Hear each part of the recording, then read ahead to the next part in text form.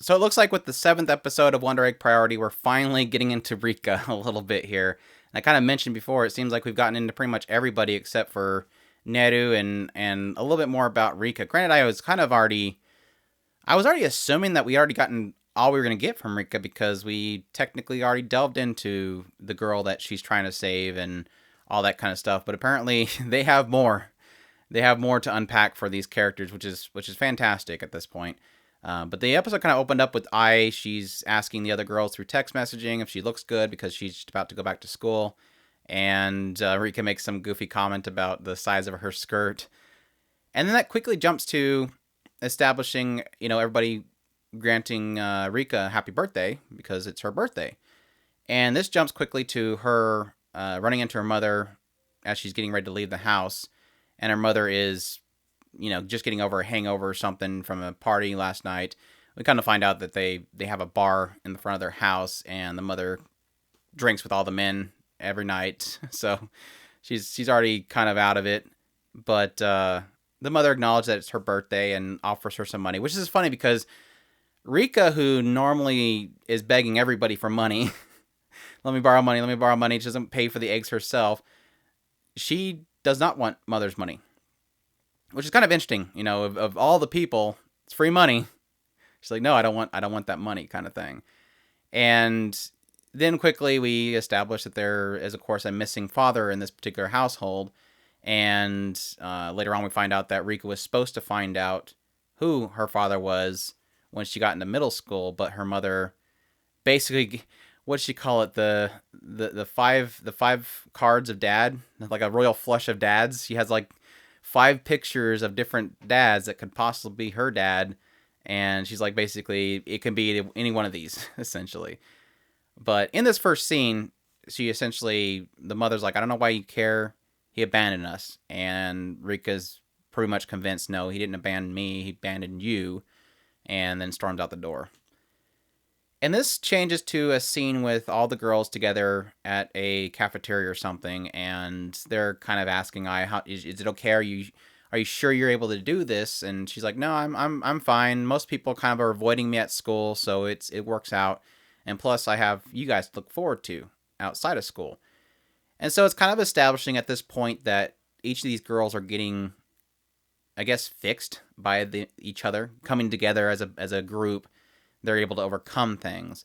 And through this kind of establishment, Rika decides to speak up and say, well, now it's my turn. I like that they kind of use this as a tool of getting that, okay, let's unpackage me next. Is Rika kind of establishing, yeah, look, you guys are kind of getting, we're all kind of helping each other. Well, why don't I try? And so she says that she's gonna dump all the information on him. And that's when she lays out the pictures of the possible dads and like, okay, well, yeah, mom gave me these and said, it could be any one of these, so let's try to figure it out. And she's going, well, this one's doesn't have my eyebrows or whatever. And she basically divulges the fact that she doesn't know who her dad is, and her mother won't tell her, and she doesn't know, and this is upsetting her, and that she wants to know who her dad is. And she starts to kind of get pretty nasty about her mother, and Momoe kind of tries to stop her, like, no, don't badmouth your mom. But it wasn't until Neru spoke up and said, so you kind of have what we call a codependency, that you yourself, you believe that your mother hates you because you believe that she'd be happier if you were never around, that the fact that you were born takes away her possible happiness. But you, in codependency, you also hate her as well, so you guys are, essentially the same. And that, of course, upsets Rika to the point of leaving. But cut to the next scene, Ai decides to kind of follow after Rika, and of course Rika's like, "Yeah, I knew you'd come after me." And she's like, "I knew you'd want me to come after you." I love. I think I've said it before. I love Ice so much because she has the ability to kind of get in there where normally you can't get into an area. Like she's able to kind of wiggle her way into people's hearts, so to speak. And as Ai comes into the scene, she kind of establishes, look, I want to join you. I want to join you in bashing moms, basically. Like, I have a reason for not liking what my mom's doing, and you have a reason for not liking what your mom's doing. And that's kind of their ability to connect, so to speak. And that was a really cute scene. Like I said, I really do like how Ai has the ability to kind of will her way into certain situations. And following this scene, they're walking down the hall, and I really liked this particular scene in the hallway. It seems like a throwaway, but I actually like it because it gives kind of solidity to what we would believe how Rika acts. And I think I already mentioned it before that whatever Rika is saying is not what she really means. Like, she has this other side to her that's her true self. And in this scene, Rika's like, I'm in, I forget how she says, like, basically, I'm in serious Rika mode. And what she's basically telling I here is that, she's acknowledging the fact that usually when she's in a group, I mean, it was in the scene with all the girls together in the cafeteria. Rika comes in there and she's talking about things that are hurtful to her, but she's saying it in a joking manner. She's saying it in a way that kind of is acting like she doesn't care. Like, ah, ha, ha, here's my dad's. Isn't this great? Don't know which one's my dad. She's always saying it very cheerfully, but in actuality, she's hurting. And in this particular hallway, she's like, just establishing with I, look, I'm in serious mode. She's saying I'm not messing around anymore. This is where I stand. This is where I'm hurting, so to speak. And jumping from this scene, we go into a roof scene where she asks do you get to see your dad? And I tells her, yeah, once a month, which is kind of shocking. I'm like, whoa, wait, okay, so she does have a dad, and we haven't seen him yet. I'm curious if we'll ever see Ai's dad, and if she technically has a good relationship with him or a bad relationship. And Rika's like, well, that's nice because your mother lets you see her dad, and I'd like to see my dad. And this is where there was two scenes in this episode. This is the one that really got me, and that was when I pretty much starts breaking down in tears and says that she'd love to see her dad. She wants to see her dad. She recants some kind of quote. She says that she imagines what her dad looks like. It imagines her dad telling her that no good man would ask you for money. And I think that's kind of trying to put a little context to what's going on with her mother, but also the idea of, a father wanting a son-in-law that would actually care for their daughter. And she quickly kind of escapes from the scene after this point. We also had a little scene with her throwing her frustrations at some batting cage ball hitting, which was nice. But yeah, that was a really rough scene, and is definitely showing a side of Rika that we have not yet seen, which is fantastic. Neru also made a comment during this interaction between Ai and Rika that Rika was yelling because she was hitting the balls and yelling out loud. Her frustration with that idea that you're young, you don't understand yet. This idea that you can't explain things to children, and they're frustrated because they won't get things explained to them. And Neru's like, I hope she's not mad at me, so to speak.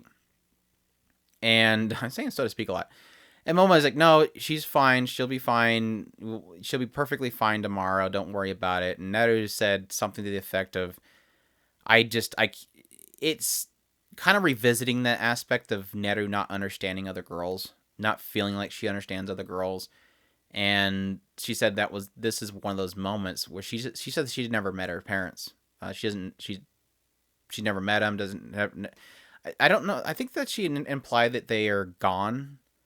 I'm not sure if they're intending that they're dead or if they're just overseas all the time. But she said that she never met them, so it's probably dead. And she said something like, I guess the fact that I don't have parents is a good thing because it seems like I'm spared a lot of trouble.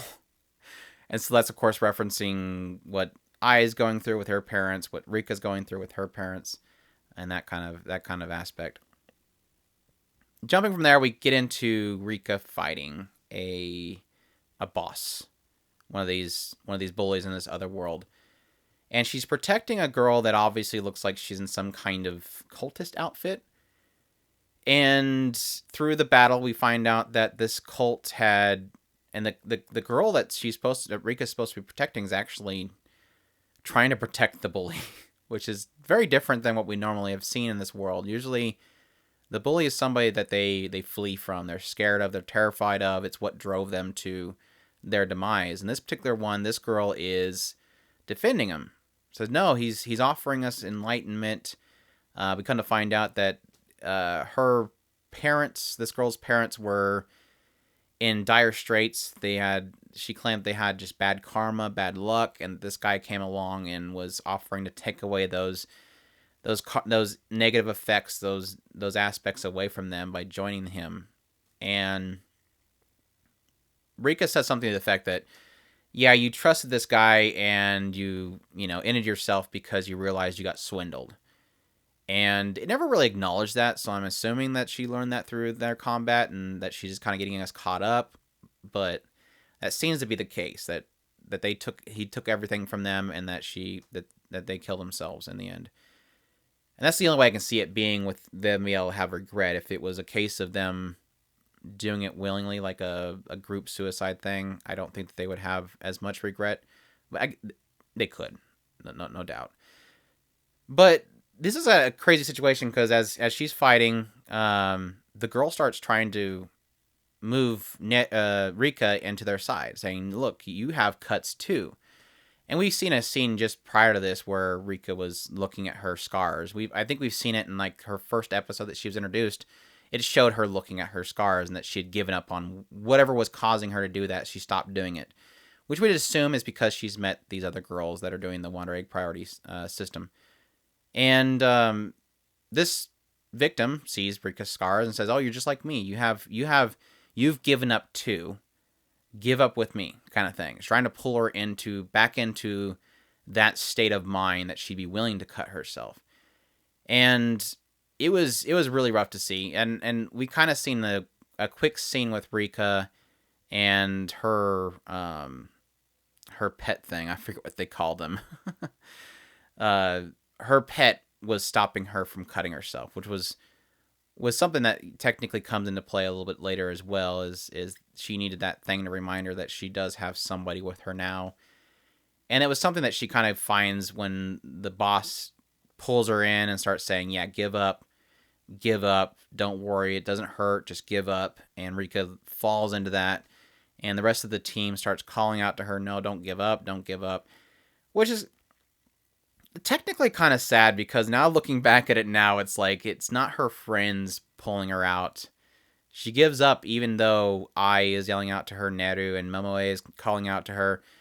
It wasn't until her pet jumps out and protects her that she wakes up from it. So it's kind of like, well, I guess Ai and all them don't matter as much as the pet that just showed up. But the reason why this pet pulls her out of it so well is because she obviously sees that when they opened up this egg that they were given by Araka Nuraka, when they opened this pet, it imprinted on them and thus seen them as their mother figure. And so this turtle protecting her is just like a child protecting their mother. And then this is the second part that got me, because it was like immediately this really fast flash. Rika realizes, oh yeah, a child protects their mother, and it quickly shoots to a quick shot of her mother facing away at a counter, and then back to her, showing that the turtle is protecting her and trying to keep her safe, which was pretty it's such a fast flash of emotion that just kind of jumps out of nowhere, like so well thrown in there. The directing, as always, is absolutely spot on. But of course, this triggers her to go crazy, grabs the turtle. Turtle and her does like a crazy spin attack on the bad guy. She's having a blast as she's spinning around this thing, and then the fight's over at that point. Really, really, really fantastic. And that jumps to a final scene with Rika. Well, no, they had a quick after she gets out of the fight, she's joined with all the other girls, and they all have a nice little embrace, which was absolutely adorable. I had to tweet it really quickly. Thinking back on it now, I think it's supposed to be spoiler, because if somebody's watching episode 7, they may assume that Rika could die. So sorry to anybody that seen my tweet and realized, oh yeah, Rika's gonna make it because Andrew posted a picture of them all hugging. But it was such a good picture. I love it because Ai just runs up there and embraces Rika. Momoe comes up and does a quick little fist bump before embracing them, and then Neru, of course being Neru, she just walks up and just stands there. It was just kind of this. They all had their own way of embracing Rika and supporting her, which was great. And like I said, after that, was one final scene with Rika having cake in front of her mother after a long day of work. And her mother saying something to the effect of, "You're going to abandon me to it someday." And Rika's like, "Yeah, probably will, but not now." Which was like a cute little way of her saying that she's going to support her mother.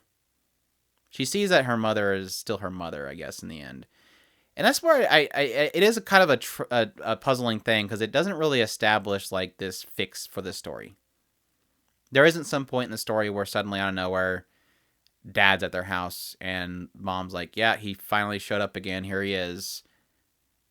Is he a good guy or a bad guy?" It didn't really do that. It's still leaving the fact that the father's not there. They don't know. We don't know. At the same time that Rika doesn't know. There's no silver bullet for the situation.